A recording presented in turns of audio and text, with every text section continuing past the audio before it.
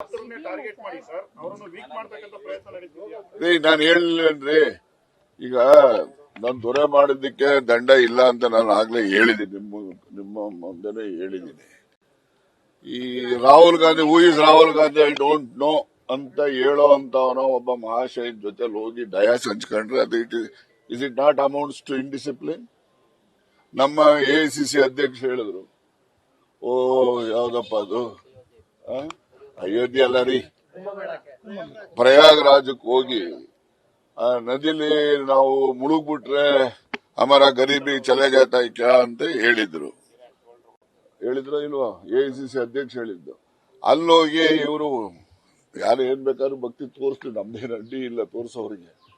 ಆದ್ರೆ ಅಲ್ಲಿ ಹೋಗಿ ಎಲ್ಲ ಮಾಡ್ಕೊಂಡು ಆದಿತ್ಯನಾಥ್ ಯೋಗಿ ಅವರು ಬಹಳ ಚೆನ್ನಾಗಿ ಎಲ್ಲ ವ್ಯವಸ್ಥೆ ಮಾಡಿದ್ದಾರೆ ಅಂತ ಹೇಳಿ ಅವರಿಗೆ ಕಾಂಪ್ಲಿಮೆಂಟ್ಸ್ ಕೊಟ್ಟು ಬರ್ತಾರೆ, ಹೌದಲ್ವಾ?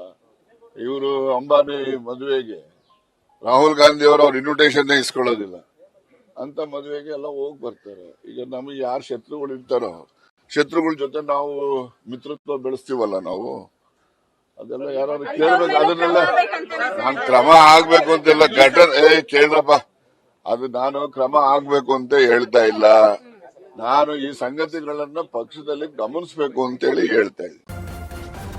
ನ್ಯೂಸ್ ಫಸ್ಟ್ ನಿರ್ಭೀತಿಯಿಂದ ನಿಮ್ಮ ಪರವಾಗಿ.